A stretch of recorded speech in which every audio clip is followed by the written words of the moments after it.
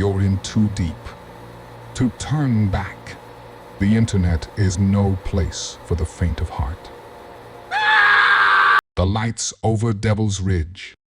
In the summer of 1997, in a dry and dusty Nevada town bordering Devil's Ridge, the heat brought with it more than just cracked sidewalks and sleepless nights.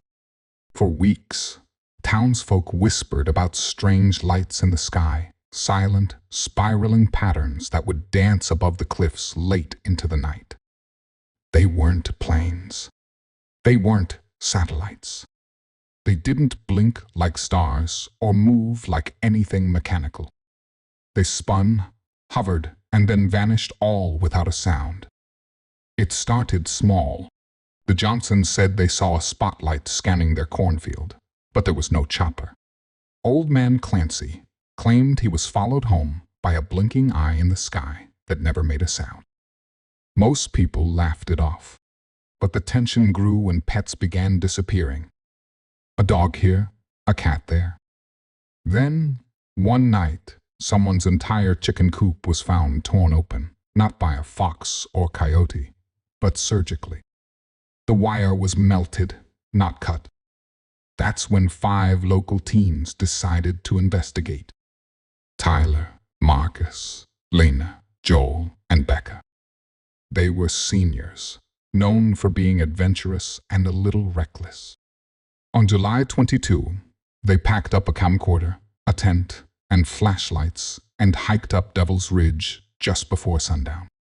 Tyler's final words, caught on the edge of the tape, were, "If there's something up there, we'll find it. And we'll bring back proof." They never came back. 3 days later, a search party found their camp torn apart. Not in a scattered, wild way, but as if someone had sifted through every item carefully. Nothing was stolen, just moved. All 5 sleeping bags were still rolled. A half-eaten bag of chips sat neatly beside a turned-off flashlight. Then they found the camcorder, blackened and half-melted at the base of a twisted tree. The footage was corrupted, most of it unusable, but a few frames remained. The timestamp read 2:13 a.m. The camera, propped up on a rock, showed the group sitting around a dim fire, laughing nervously. In the background, a white light began to rise over the ridge. No one noticed it at first. But then, the fire sputtered. The laughter stopped. Tyler stood up and turned toward the light, his face falling into horrified silence. One by one, the others turned too. Camcorder began to shake, as if the earth itself was vibrating. Then came the static. Sharp, shrieking, unnatural. But between the screeches, just a glimpse, 1, maybe 2 frames. A figure, 7 feet tall. No clothes, no visible mouth. Its skin shimmered like molten metal in the moonlight, and its eyes burned white, not like flashlights, but like dying stars. Then, darkness. The camcorder cut off. There were no more clues. The police called it a disappearance. Some said the kids fell off the ridge or ran away. But people in town knew better, especially those who had seen the lights themselves. After that summer, Devil's Ridge became a forbidden place. No one hiked it. No one camped there. Not after sundown. Every year on July 22 and some still report those same spiraling lights returning to the ridge, and if you listen closely from town, they say you can hear static and sometimes faint voices calling for help. But no one's gone up there again, and no one ever will. The missing bus from Hollow Pines. On an overcast morning in October 1982, Bus 14 pulled out of Hollow Pines Elementary, carrying 23 children and 2 adults on a field trip to nearby Wildwood Nature Reserve. The bus was driven by Mr. Granger, a seasoned veteran with a spotless record, and accompanied by Mrs. Evelyn Moore, a well-loved third-grade teacher. The route was short, 26 miles on a straight stretch of rural highway with no major turns, no difficult terrain, and virtually no traffic. They never arrived. At first, no one panicked. Delays were common. Maybe the bus had engine trouble, or they had taken a detour. But when noon came, and there was still no word, the school contacted authorities. A search began immediately. Helicopters, search dogs, and even military vehicles were deployed. But there was nothing. No tire tracks veering off-road. No debris. No sign of a crash. The bus and its passengers had vanished into thin air. That night, the sheriff's department received a call from a gas station just 10 miles from the school. A boy disoriented, barefoot, and mumbling incoherently had walked into the station, covered in mud and bruises. It was Eli Monroe, one of the students on bus 14. Paramedics rushed him to the hospital. The moment he arrived, he began screaming. They weren't the same. They weren't kids anymore. Their eyes were wrong. Their mouths didn't move right. Doctors assumed it was trauma-induced psychosis. But then, things got stranger. Eli's vitals were off, his heart rate dropped to 35 BPM. His blood showed no typical markers for recent food or water intake, yet he was perfectly hydrated. And his retinal scan showed alterations, as if his eyes had been subtly, surgically modified. Later that night, security footage showed Eli walking out of his hospital room in a trance. He passed 2 nurses and a security guard, all of whom swore he never looked at them. As he reached the hallway exit, the camera feed flickered with static. A glowing silhouette, tall, thin, featureless, appeared behind him for a split second. Then both Eli and the figure disappeared mid-step. The footage was confiscated. Officials closed the case as a freak accident. They blamed a faulty GPS, poor weather, and human error. But none of that explained how a 36-foot school bus could disappear without a trace. Or how only one child returned and then vanished again. Conspiracy theories erupted. Some believed it was a government cover-up. Others claimed alien abduction. But the most terrifying theory came from Mrs. Moore's sister. She said Evelyn had left a voicemail at 11:52 a.m. that day. A whisper. Panicked. The kids. They're not acting like themselves. Something's wrong. Their voices, Eli's, the only one who noticed. I think they're not really. Then the message cut out. To this day, neither the bus nor its passengers have ever been found. Every October, Hollow Pines holds a memorial for Bus 14 with 23 empty chairs and a single photo of Eli Monroe, eyes wide and expression frozen. They say that on foggy mornings, if you drive that same road and stop by mile marker 12, you might hear children singing softly in the mist. But it's not a song anyone recognizes. And if you listen too long, your radio may cut out. Your car might stall, and you might not be alone. The signal in room 402. In the winter of 2004, North Valley High School experienced a bizarre electrical issue that only seemed to affect one location, room 402, an old, underused AV lab at the far end of the second floor. The room had been locked up for months, used for storage, mostly forgotten. But one morning, the janitor, Mr. Calderon, reported hearing a faint buzzing coming from inside. At first, it sounded like old equipment left running.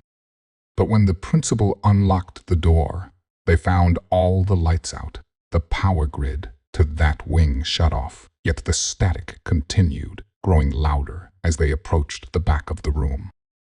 The source. An ancient TV set connected to an equally old VHS recorder, both unplugged but on. The screen flickered with static, and then something stranger, numbers. A looping sequence of digits, symbols, and occasional blips of distorted sound. It wasn't a video. It was a transmission. The TV was receiving something, but no one could figure out what or from where. A science teacher named Mr. Green volunteered to analyze the signal. He recorded the footage and played it back frame by frame. What he found was chilling. Hidden between frames were single images, like subliminal flashes. One showed an aerial view of the school taken from directly above, but distorted as if through a lens not made for human eyes. Another showed students in the hallway, except their faces were blank. No eyes, no mouths. Then came the audio. Slowed down and cleaned up, the sound was not just static. It was a voice, speaking in a warped, unplaceable accent. "We are among you. Room 402, open." That same night, the school server was hit with a massive surge. Every security camera in the building flickered. And then every screen, from laptops to digital clocks, displayed a single word: LISTEN. The school district called in technicians. They shut down power to room 402 permanently. Welded the door shut. But 3 days later, students reported hearing a low hum behind the wall. Others said their phones would randomly vibrate during class, showing timestamps that didn't exist, like 26, 61, or 0, 0, 0:13/13/0. Then came the disappearances. One sophomore, Kayla Min, stayed late to retrieve her project. She was last seen heading toward the second floor. Her backpack was found at the end of the hallway, contents spilled, phone screen cracked and displaying static. The footage from that night showed her walking past the locked door of room 402 and stopping, tilting her head, listening. Then, without warning, she walked backward, slowly, into the darkness. She was never seen again. The room has been sealed ever since, but rumors persist. Every few months, a new student claims to hear voices through the vents. A janitor quit after swearing he saw shadows moving under the door like feet pacing silently. As for the tape Mr. Green recorded, it was confiscated by men in black suits, driving unmarked sedans. He stopped teaching shortly afterward and left town without a word. Some say room 402 was built over something ancient. Others believe it's not haunted, but intercepted, caught between two worlds. A breach. But if you stand near it at night and you hear your name whispered from the other side of the wall, don't answer. The harvest at Deadman's field. In rural Iowa, just beyond the sleepy farming town of Grantham, lies a stretch of land so cursed the locals refuse to say its name aloud. On old maps, it's marked as Deadman's Field, 40 acres of scorched earth that nothing has grown on since 1971, when the crops all turned black overnight. The town blamed pesticides, a freak disease. But those who lived nearby swore it was something else. Thompsons owned the land back then, a proud farming family going back 3 generations. One September morning, Mr. Thompson walked out to check the wheat and found his entire field withered and brittle. Every stalk looked charred, yet there'd been no fire. Every grain was hollow, as if the life had been sucked from the soil. Then the scarecrows appeared. 5 of them, perfectly spaced in a row, standing in the middle of the dead field. The Thompsons hadn't made them. They wore no clothing, only crude masks made of burlap and wire. Their arms weren't wooden planks. They were something else, long and curved, like broken branches. And the worst part, each one faced the house. That night, Mr. Thompson burned them. The next morning, they were back. After the second night, the youngest daughter, Ella, began sleepwalking. Her father found her standing in the backyard, facing the field, whispering a strange word over and over again. "They're harvesting." No one knew what she meant. On the third night, the Thompsons vanished. When neighbors investigated, they found dinner still warm on the table, lights on, doors unlocked. But not a single person in sight. No struggle, no mess, just silence. And in the field, 6 scarecrows now. After that, no one dared enter Deadman's field. The county tried to buy it. Developers offered to clear the land. But every effort ended in accidents, sudden machinery failures, electrical blackouts, or workers suffering vivid hallucinations. One bulldozer driver claimed to see faces in the dirt, mouths wide open, screaming without sound. In 1992, a group of college students filming a horror documentary tried to camp on the land. Their footage, found days later inside a mud-filled camera bag, was disturbing. The last recorded scene showed one of them, Tyler Griggs, staring into the camera, repeating, "They told us the soil remembers. The roots are full of blood. The harvest never ended." Then came static, and a brief frame, a hand, long and sharp-fingered, reaching from the ground. Only 2 of the 5 students were found, naked, dehydrated, and wandering 10 miles away, unable to speak. One later gouged out his own eyes in a hospital. Today, Deadman's field is surrounded by a rusted barbed wire fence. A warning more than a barrier. Nothing grows. No birds fly overhead. Satellite images often show glitches or missing data blocks when focused on the field. But every autumn, locals say they see figures out there just after sunset. Not walking, not moving, just standing. And each year, there seems to be one more than the year before. The man who came down in the rain. It happened on a stormy Thursday in 1996. Creswell Middle School. Classes were ending early due to a severe thunderstorm warning. The sky outside had turned a bruised black, and the rain came down in solid sheets, pounding the windows so hard students thought they might shatter.